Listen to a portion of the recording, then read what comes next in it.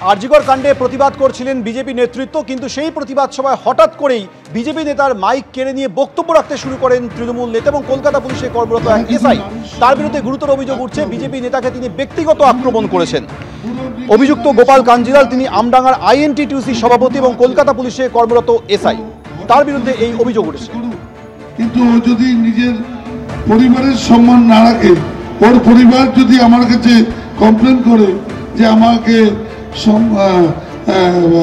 কি আমরা এবার শুরু করি, সেটা কিন্তু মেনটেন করতে হবে। আচ্ছা, 1 মিনিট টাইমটা মেনটেন করতে কিন্তু সম্মান করি, টাইমটা মেনটেন করতে সম্মান করি। এই ভদ্রকে আমি চিনি না, কিন্তু সম্মান করি। আচ্ছা, টাইমটা মেনটেন করতে হবে। আচ্ছা, টাইমটা মেনটেন বন্দে মাতরম বলে শুরু করব। 1 মিনিট বন্দে মাতরম বলে শুরু করছি। আপনারা 1 মিনিট উঠে দাঁড়িয়ে সেই মা বোন স্মৃতির উদ্দেশ্যে আপনারা নীরবতা। কিন্তু যারা আমরা আছি তারা কিন্তু সমীরণ পাল আমাদের প্রতিনিধি এই মুহূর্তে রয়েছে। সমীরণ, বিজেপির সভায় হঠাৎ করে তৃণমূল নেতা উঠে গেলেন কি করে? সম্মান না রাখে।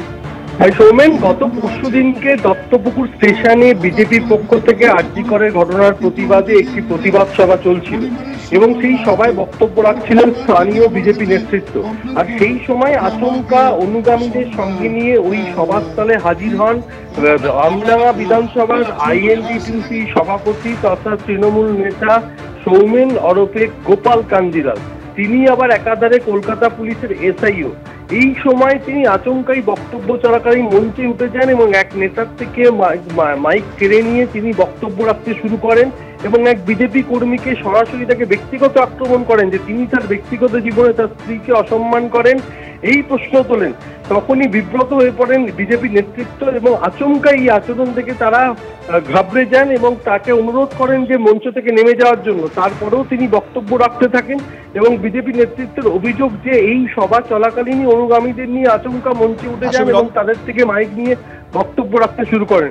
যদিও সৌমেন কাঞ্জিলাল দাবি করেছেন যে সেখানে রাজ্য সরকার এবং মুখ্যমন্ত্রীর বিরুদ্ধে কুৎসা করা হচ্ছিল, সেই কারণে প্রতিবাদ করতেই তিনি মঞ্চে উঠেছিলেন। সৌমেন, ধন্যবাদ সমীরণ। সিবিআই এর ডাকে আজ সিজিও কমপ্লেক্সে ফের সন্দীপ ঘোষ। আরজিকর হাসপাতালে প্রাক্তন অধ্যক্ষ সন্দীপ ঘোষকে লাগাতার জেরা করছে সিবিআই এর গোয়েন্দারা। এই নিয়ে 7 বার তাকে ডেকে পাঠানো হলো। টানা 7 দিন সন্দীপ ঘোষকে ম্যারাথন জিজ্ঞাসাবাদ।